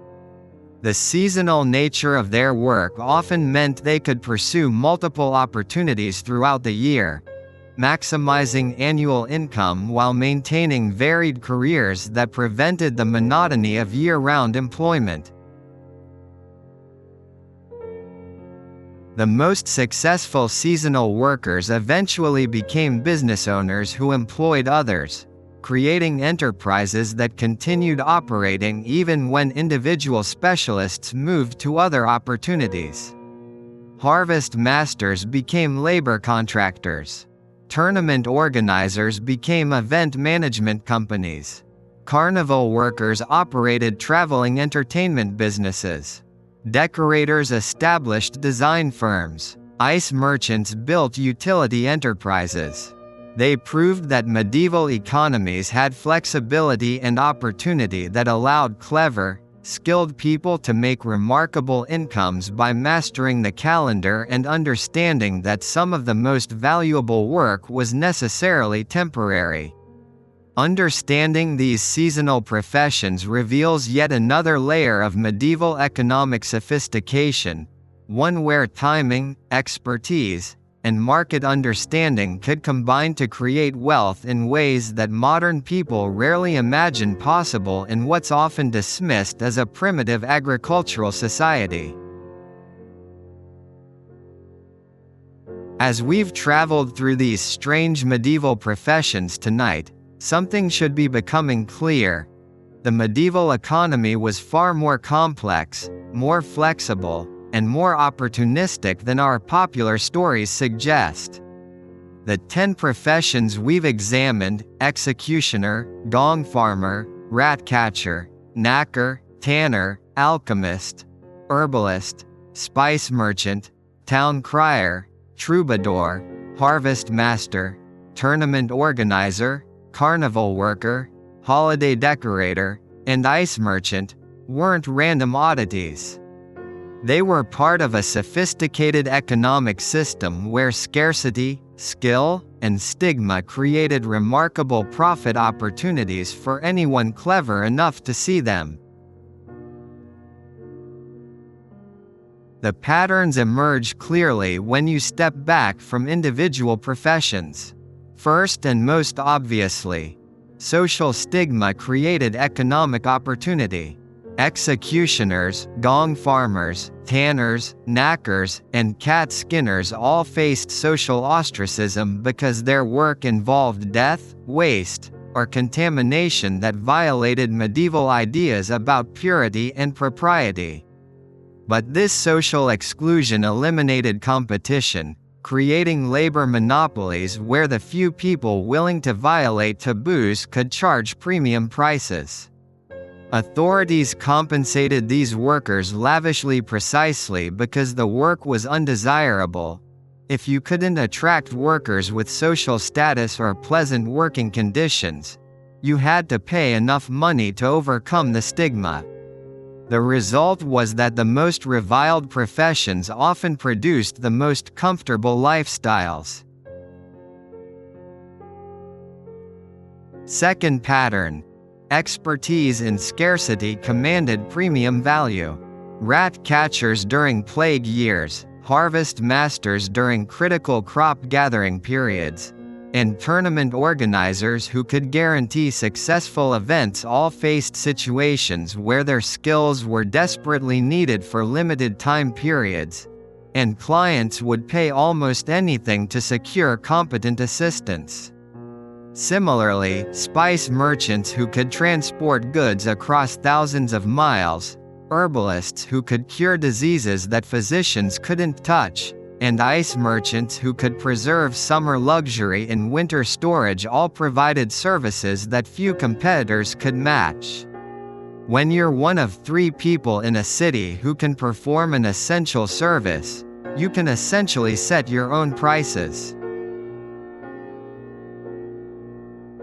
Third insight, diversification and vertical integration created exponential profitability. The most successful professionals in any category didn't just perform their core service. They expanded into related businesses that captured profits at multiple levels. Gong farmers who owned the land where they dumped waste, then sold composting services to farmers, then bought farms that used their fertilizer were creating vertically integrated agricultural companies.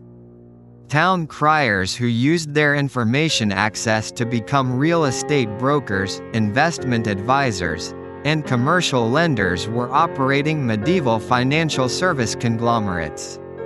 Spice merchants who controlled everything from Asian suppliers to European warehouses to retail distribution were building international trade networks that captured value at every transaction point. The really wealthy medieval professionals weren't just workers, they were entrepreneurs who understood business ecosystems. Fourth realization. The medieval economy had more social mobility than we imagine. While it's true that birth largely determined opportunities in the feudal system, the professions we've examined show that clever, ambitious, or simply pragmatic people could achieve remarkable wealth despite starting with nothing but their wits and willingness to violate social conventions. Executioners who bought noble titles with their earnings weren't unique. Tanners who became major property owners, herbalists who accumulated substantial capital through decades of practice, and harvest masters who established regional labor monopolies all proved that medieval society had economic pathways that bypassed or transcended traditional social hierarchies. Money, it turns out, was more powerful than birth status in many circumstances. Fifth lesson. Service industries were more sophisticated than we assume. Modern people often picture medieval economies as simple agricultural systems with basic craft production. The reality was that medieval Europe had sophisticated service economies where information, entertainment, healthcare, personal security, and various conveniences commanded substantial prices. The troubadours who earned more than knights, the tournament organizers who built entertainment empires, the ice merchants who essentially invented cold storage utilities all prove that medieval people valued experiences and conveniences enough to pay premium prices for them. Service innovation wasn't a modern development. Sixth understanding. Seasonal work could produce year-round wealth when properly managed.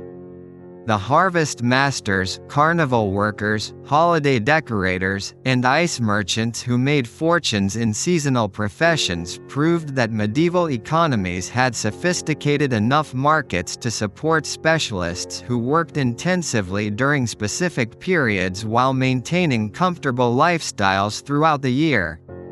This required capital accumulation, investment diversification, and business management skills that we don't typically associate with medieval labor. The most successful seasonal workers were essentially early venture capitalists who identified profitable niche markets and developed expertise that allowed them to dominate those niches across geographic and temporal cycles. Seventh insight. Information and logistics were as valuable as physical production. The town criers who became information brokers, the spice merchants who built international transportation networks, and the ice merchants who solved cold storage logistics all prove that medieval people understood that controlling information flow and goods movement could be more profitable than producing things locally. Medieval economies had sophisticated distribution systems, information markets, and value chains that extended across continents and involved dozens of specialized intermediaries. But perhaps the most important lesson from these strange medieval professions is that economic value often lies in solving problems that most people prefer to ignore or consider beneath their dignity. Every profession we've examined addressed some fundamental need that more respectable people avoided: public sanitation, criminal justice, disease control, waste management, food preservation, entertainment provision. The professionals who succeeded weren't just willing to do disgusting or dangerous work. They were clever enough to recognize that social problems created business opportunities, and skilled enough to turn those opportunities into substantial wealth. Modern parallels should be obvious. Today's equivalent professionals might include celebrity fitness trainers who earn more than doctors, cybersecurity experts who make fortunes protecting data that most people don't understand, waste management executives who build companies worth billions from garbage collection, or professional gamers who earn millions playing video games while traditional athletes dismiss their work. The basic economic principle hasn't changed. When social conventions, educational requirements, or psychological barriers prevent most people from pursuing certain types of work, the few who do can command extraordinary compensation. The medieval professionals we've examined were essentially early innovators who identified market gaps created by social attitudes rather than technological limitations. They proved that economic success often comes from addressing needs that polite society ignores, developing expertise in fields that traditional education doesn't value, and providing services that more respectable professionals won't touch. They were the medieval equivalents of modern entrepreneurs who build fortunes from industries that the previous generation considered trivial, disgusting, or impossible. Their legacy continues in surprising ways. Modern waste management, for example, is a multi-billion-dollar industry that began with medieval gong farmers who proved that sanitation was valuable enough for people to pay others to handle. Modern entertainment conglomerates trace their origins to medieval troubadours and tournament organizers who proved that people would pay substantial sums for experiences that made them feel good or impressed their neighbors. Modern logistics companies are direct descendants of medieval spice merchants and ice merchants who demonstrated that controlling transportation and storage could generate enormous wealth. Even more fundamentally, these medieval professions prove that economic innovation isn't just about technology or institutions. It's about human creativity applied to solving problems with the resources and knowledge available at any given time. The medieval professionals who became wealthy weren't lucky or privileged in conventional terms. They were observant, intelligent, and pragmatic individuals who identified opportunities created by the collision between human needs and social attitudes. They understood that every problem contains the seeds of its solution, and that the most difficult problems often create the most profitable solutions.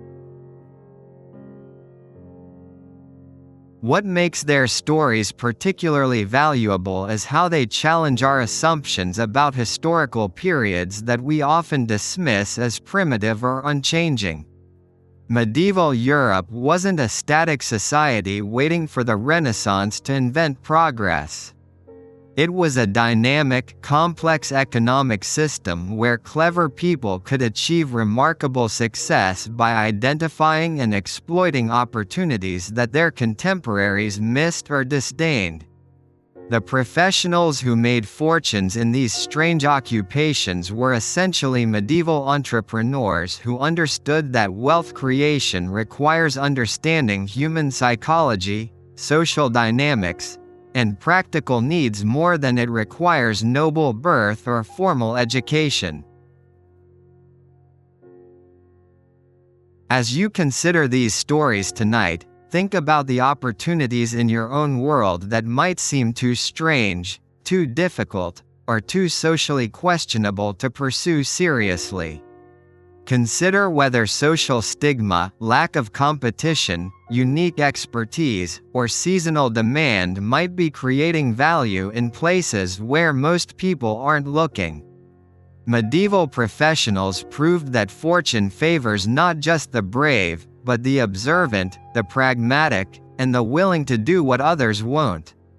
History's most successful people have always been those who could see value where others saw only problems, who could build careers from work that others considered beneath them, and who could turn social dysfunction into personal prosperity. The medieval world was far more interesting, more complex, and more full of opportunity than our simplified stories suggest. The men and women who built fortunes through these strange professions weren't exceptions to medieval rules. They were proof that the rules were more flexible and creative than we usually imagine. They proved that every society, no matter how rigidly structured, creates opportunities for clever people willing to think differently about work, value, and success. Their stories aren't just historical curiosities. They're reminders that economic opportunity often lies hidden in plain sight, waiting for someone observant enough to recognize it and pragmatic enough to pursue it. If you've enjoyed this journey through the strange world of medieval prosperity, take a moment to like this video and subscribe if you want to join us for more explorations of forgotten corners of history. We have many more stories to tell about unusual jobs, unexpected wealth, and the creative ways humans have always found to make their fortunes. Drop a comment too. Let me know where you're tuning in from and what time it is for you. because it's always fascinating to see the global audience that gathers for these deep dives into history's overlooked details. Who knows, maybe some of you will find inspiration for your own unusual path to prosperity. History's strange professions prove that fortune often favors the unconventional. Sweet dreams, everyone.